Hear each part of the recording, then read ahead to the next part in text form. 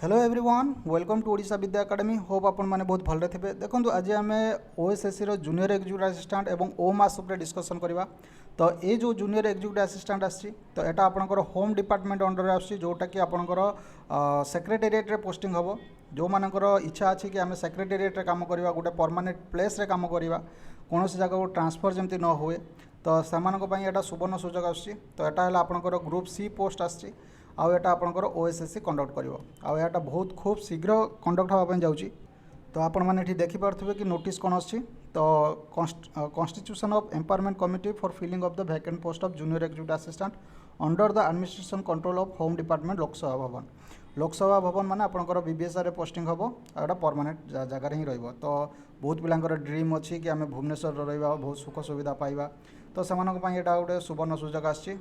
तो निहाती भाव माने आपणकर एएसओ आउ आपणकर ओएसएस रो जेईए तो ये सब आपंकर रिक्रुटमेंट ये 2025 आपको एडवर्टाइजमेंट देखा मिल माने आपणकर जो डिसेम्बर सुधा आपको एटार किसी अपडेट मिल जाव आटा जूनियर एग्जीक्यूटिव असिस्टेंट आपंकर 2026 आपंकर तार प्रोसेस स्टार्ट होगी आपंकर पोस्टिंग हम। तेणुक कहीं एथर देखूँ आपंकर अगस्ट लास्ट हो गला सेप्टेम्बर अक्टोबर नवेम्बर डिसेम्बर यार बर्तमान माने कमिटी गठन कराला ड्राफ्ट सेंड कराब ओएसएससी आप जानते जब ठार चेयरमैन गले सब स्लो हो गला। तो निहाती भाव ताकू प्रोसेस करने समय लगे सेमती आपंकर एएसओ बर्तमान ड्राफ्ट है वैकेंसी बर्तमान माने ठीक से ना बर्तमान 340टा वैकेंसी अच्छी तो आउ किसी वैकेंसी आस तेणुक टाइम लगे तो नहेले से दे सारंतर नेतु कहीं 3 वर्ष आपंकर गैप्रे आपंकर एएसओ आसे तो एबे तो 3 वर्ष उपरक हो गलानी किंतु एएसओ आसुनी आ जूनियर एग्जीक्यूटिव असिस्टेंट बाहरटा लास्ट ईयर 4 ईयर पाखापाखि हो गलानी। तो तेणुक से जूनियर एग्जीक्यूटिव असिस्टेंट पोस्ट बाहर करपारती। तो देखूँ तो माने वैकेंसी तो अच्छी नोटिस तो आसीगला तो देखा जाऊ से केबे देबे। आ गोटे कथा है आपंकर ओमास देखूँ आपंकर एबे नुआ एनएससी गठन कराई। तो एनएससी गठन कराई तो से कैडर रिस्ट्रक्चर हम तापर एनएससी रे रिस्ट्रक्चर हो सारा पर आपको एग्जीक्यूटिव ऑफिसर तार वैकेंसी बाहर।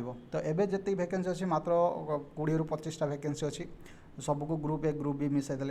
तेणुक जदि ये सब एनएससी अच्छी आ पुराना एनएससी भी गठन कराई ये सब जो आपंकर मर्ज हो पाखापाखि आपंकर 150 ରୁ 200टा पोस्ट आपंकर वैकेंसी हो आपंकर ओपीएस आसो। तो एको आसपा आहरी माने लगुच 1 ईयर लगे माने 2025 सुधा से माने ड्राफ्ट होपर 2026 बेलू से एडवर्टाइजमेंट रिलीज करेंगे किंबा 2026 लास्ट बेलू से एडवर्टाइजमेंट रिलीज करेंगे। तो ये सब आपंकर नोटिस ही रही तो देखा जाऊ केबे से बाहर कर। तो ओ मास जो मैंने पचार कि ओ मास सर केबे आसो तो निहाती भाव ओ मास वैकेंसी बर्तमान 20 ରୁ 25टा वैकेंसी अच्छी। तो ये सब एनएससी गठन कराई कैडर रिस्ट्रक्चर हम रिस्ट्रक्चर हो सारापर तापर जाकि आपंकर ड्राफ्ट हम कमिटी गठन हम तापर ओपीएससी को सेंड हम ओपीएससी पुणी ताको वेरीफाई कर ये सब बहुत धंदा अच्छी।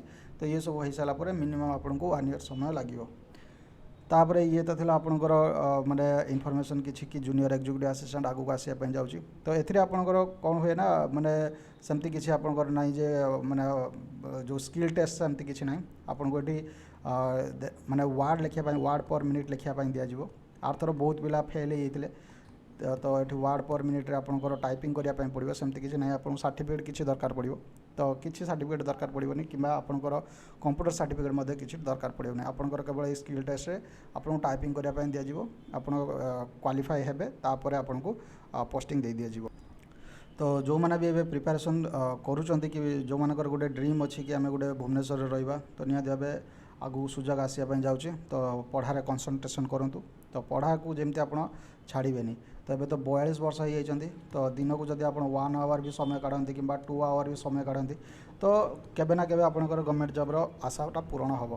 तेणुक किसी भी असुविधा हेनी आपको पढ़ा जारी रखु। गोटे कथा है जदि आप स्लो आप माने चली पारना आप दौड़ी पारना तो आप चलतु जदि आप चली पारना आप गुरुंडु तो ये सब आप धीरे धीरे धीरे धीरे प्रोसेस करके आपंकर ये सब हम। तो आप कहे ना मुझे 12 घंटा पढ़ी पारे मोर सिलेक्शन हेनी तो किसी असुविधा ना आप 4 घंटा भी पढ़ुं तो निहाती भाव आपंकर आप गोटे प्रोसेस रही। तो एमती ना जो गोटे पिला तो माने 15 दिन पढ़ी बर्तमान 1.5 मास 2 मास पढ़ू ना तो तापर से पुणी जो रिस्टार्ट कर तो पुणी से फर्मूला सब भूली जाऊँगी सेमती फॉर्म रे आसापी पुणी मसे लगी जाऊँगी तो मो कथा कहला आप 1 आवर 30 मिनिट खंड पढ़ु तापर देखा